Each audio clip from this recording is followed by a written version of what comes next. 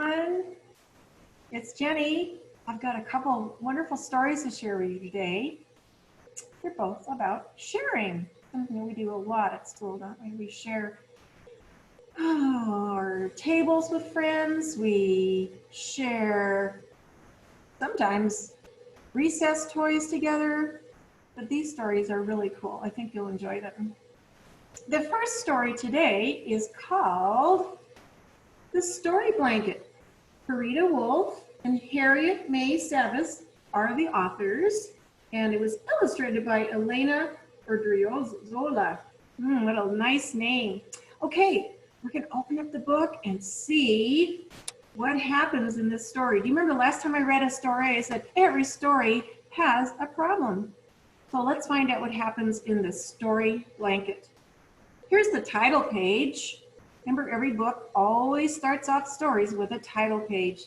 The title again is The Story Blanket by Farida Wolf and Harriet May Savis, and illustrated by Elena Ordriozola. And we'll wait for just a second because it looks like we still have some people coming on. Oh, that's right. There's also a dedication page. The authors and the illustrator decided they loved writing and drawing the story so much that they are dedicating this book to some special people in their lives. Let's find out who they're dedicating the books to. Frida dedicated it to Lois Linker, and Harriet dedicated it to my grandchildren, her grandchildren, that is. And the illustrator, Elena, dedicated her pictures to her friend Gemma and Gemma's big family. Let's get started. Deep in the snow-covered mountains was the tiny village where Baba Zara lived. The children loved to settle down on Baba Zara's big old blanket to listen to her stories. And I want to show you a couple blankets that I brought, ones that are favorites in our house. This is a quilt that was made for me when I taught at the Open Window School. And this old blanket belonged to me and my brother when we were little kids. And my mom said, "Do you want that old raggedy blanket?" I said, "Sure, I really like quilts." And then one more blanket that I really enjoy is one made by a group of children. And you can see that each child is in their very own mason jar. So that's a fun one for me too. Well, let's get back to Baba Zara's story blanket story, and let's see what happens.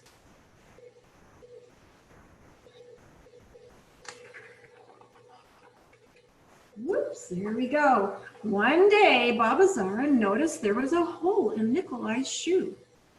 When the children left, she decided to knit Nikolai some nice warm socks. But so much snow had fallen that winter that no one could get through to the village to deliver wool yarn. How could she knit warm socks without wool? I think that's going to be the problem in our story, don't you? Every question has an answer, said Baba Zara.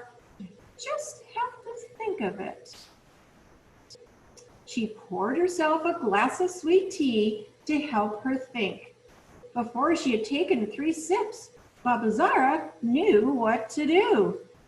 Let's see, it looks like we might have some people that have come on here. Let me just open up that chat.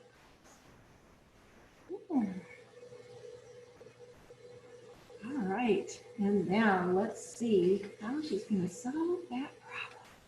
Isn't that fun? She's got knitting needles in her bun. I love it. She's always ready to knit, isn't she? Late at night, when everyone was asleep, Baba Zara trekked through the snow and left the socks on Nikolai's doorstep. This book is so snowy and so cold, it reminded me that maybe I should bundle up too.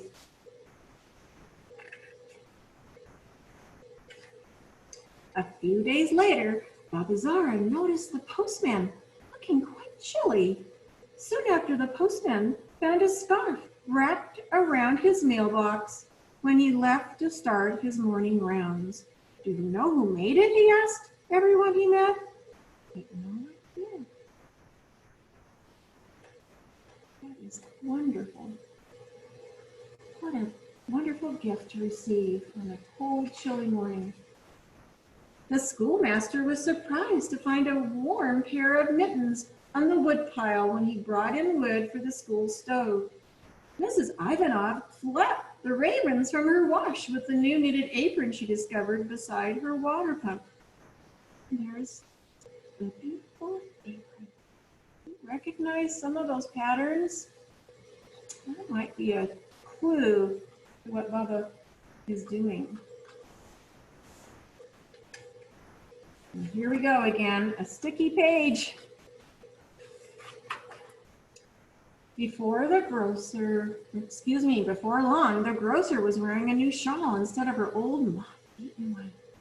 And the children had to sit closer on the blanket when they came to Baba Zara's for a story. And look at all the people that are joining us. Hi, Danielle and Emmett, Muya, Nicole, Sarah, and Jory, and Lainey. Hi, everybody. And look, oh my goodness, talk about feeling squished. Oh, I forgot, there's a really cool detail. When the kids come to the story time at Baba's house, they hang their shoes on her tree to keep the story blanket nice and clean, I bet. Day by day, the villagers grew more curious about the mysterious gifts. Baby Olga received a soft new blanket, and the butcher showed off a fancy new woolen cap that covered his shiny, bald head.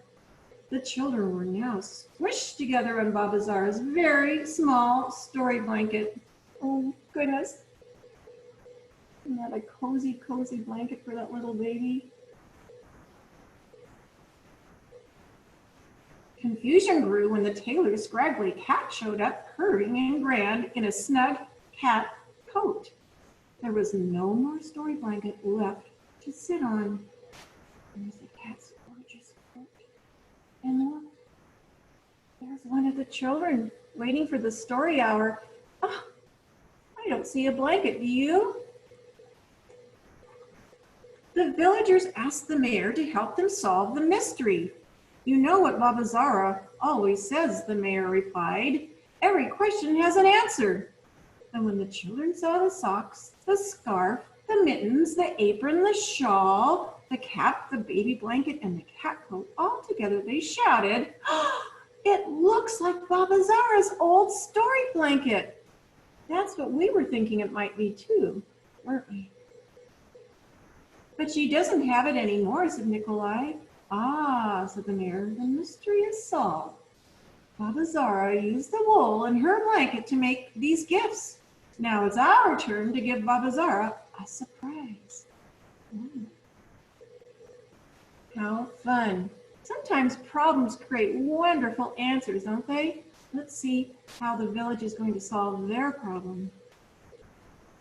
So while Baba Zara slept, a few rows of wool were unraveled from every blanket and every household and they were left on Baba Zara's doorstep. Baba Zara was amazed when she opened her front door in the morning. She had never seen so much wool yarn in so many colors. And on top of it all was a sign that read, can you read the sign? For your new story blanket. Oh my goodness, what a wonderful gift the village gave Baba Zara. The next time the children went to Baba Zara's for a story, there was a colorful new blanket to sit on and a tale about a village where everyone shared with each other. As she hugged the children goodbye, Baba Zara noticed a hole in Alexandra's sweater. She wanted to knit Alexandra a surprise, but the snow was still on the hills and no wool yarn was to be had anywhere in the village. Oh, I'm so glad that more friends are joining us. Daniel V, and let's see, Sarah Tipton, and Rafi and Libby. Hi, everybody. The children now have a new story blanket to sit on. Just like when we hear stories, it's fun to sit on the blanket, isn't it? Baba Zara knew that every question had an answer. She looked at her new story blanket and smiled. Oh my goodness. And I think the children are very happy too, aren't they? Because they're part of the answer. And here she is, knitting, knitting, knitting away, making a gift for another friend. Thank you, Baba Zara, for sharing your wonderful story blanket and story with all of us. And now we have another story about sharing. This one is not about a Baba. This story is about a rabbit. And this book was given to me by my mom and dad because I know I like to read stories to kids. It's called Rabbit's Gift by George Shannon. And the illustrator is Laura Drumzik. There's the bunny. And it looks like he's got something in his paws. I wonder what that is. Can you see? As we get into the story, I bet we'll find the answer. Oh, something really neat. Sometimes when you go to a bookstore and buy a new book, the author happens to be there. And the author, George, was right there when my mom bought the book. Let's see what he wrote to me. To Jennifer, may you always share cozy times with friends and story times with students. George. Isn't that nice? So that makes this book extra special for me. Thanks, Mom and Dad, for sharing the book with me too. There's the title, Rabbit's Gift. And here's the title page. Oh my goodness. It took up 2 pages, didn't it? Rabbit's Gift, again by George Shannon, and Laura Drumzik made the illustrations. Now here's something interesting. This story was actually told by George Shannon. That means he was using his words, but someone wrote them down. Okay, let's get started. Oh, the dedication page.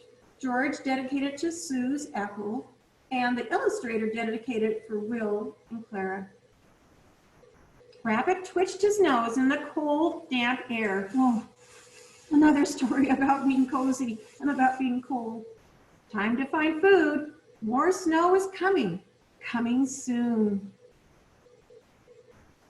He hopped and pawed through the field till he found a turnip. Then a second one too. Quickly as he could, Rabbit rolled them home. Doesn't have a basket, does he? Or a shopping cart. Or a shopping bag. He just has his nose and his paws. But that's what he needed to get the turnips back to his house. Rabbit grinned as he nibbled. A turnip always makes for a cozy meal. Warm and safe, he thought about Donkey alone on the hill and wondered if she found enough to eat. You know, that's what people are doing these days, aren't they? They're thinking about their friends and maybe their grandparents and going, I wonder if we could do some shopping for them because maybe they can't get out right now. So let's see what happens to Rabbit as she drops the gift off at Donkey's house. Rabbit gently bedded his extra turnip to Donkey's house, but Donkey wasn't there. Rabbit left the turnip by the door, then hopped back home as his tracks disappeared in the falling snow. Oh, looks like he has to push the turnip uphill a little bit, but as he gets to the door and knocks and finds that Donkey isn't there, he says, well, I'll just leave the gift right outside so that when he does get back, he can see the turnip. But the interesting thing is the snow has covered up Rabbit's tracks. When Donkey returned with a potato she'd found, she nearly stepped on the turnip by the door. Who could have left this nice surprise? Asked Donkey. My potato is plenty for me. Goat's always hungry. I'll take this to him. So Donkey discovers the turnip, realizes I already have something to eat. I'm going to share it with another friend. Donkey hurried to her neighbors, but Goat wasn't there. Donkey left the turnip by the door, then climbed back home as her tracks disappeared in the snow. Just a lovely snow picture. I hope you're bundled up nice and warm in your house today. When Goat returned with a cabbage she'd found, he nearly stepped on the turnip by the door. Dear me, said Goat, someone's lost a turnip. And with all this snow, Maybe it was deer when she passed this way. Looks like Goat brought home a delicious cabbage. But you can see that Goat's thinking about friends as well. Goat tucked his cabbage inside the door, then rolled the turnip around the bend to Deer's house. But Deer wasn't there. Goat left the turnip by the door, then trudged back home as his tracks disappeared in the falling snow. It doesn't look like that anyone knows who left the gift for them at their front door, does it? Because the snow is disappearing or erasing their tracks. When Deer came home with a carrot she'd found, she nearly stepped on the turnip by the door. How kind, said Deer. Someone's left me a gift, but there's no need to keep more than I can eat. With the snow this deep, Rabbit couldn't have found much food. Oh my goodness. The mitzvah keeps going on, doesn't it? Hi, Haven. Oh, everyone's saying hi. Hi, Rafi. I'm so busy reading the story and forgetting to look at all the wonderful highs that are happening on the page. Okay, let's find out what happens. Deer took high steps through the deep, deep snow. Rabbit was home but sound asleep. Deer left the turnip by the door, then leaped back home as her tracks disappeared into the falling snow. The next morning, Rabbit woke up early. After a nibble of his delicious turnip, he was ready to play. But as he stepped outside, Rabbit tripped on another turnip lying by the door. I wonder where that came from.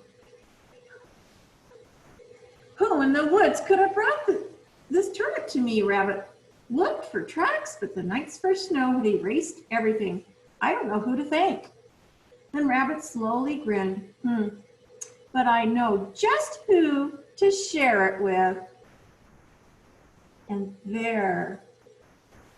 Yes, a turnip always makes for a cozy meal. And if you look carefully, it looks like all the forest friends came to share Rabbit's other turnip.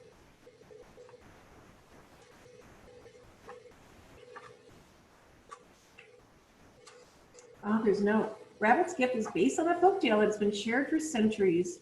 More than 25 years ago, I first discovered an English version of this story. I found it in Japanese, French, and Spanish. Wow. The story has also been collected in Syria and Jordan.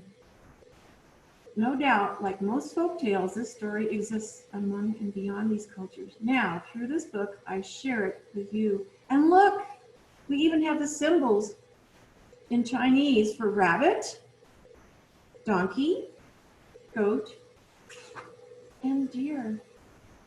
Maybe one day you'll want to tell a story to a friend and they can pass it on, just like the gift was passed on. Thank you so much for joining us. Take care and stay warm and cozy today. Bye-bye.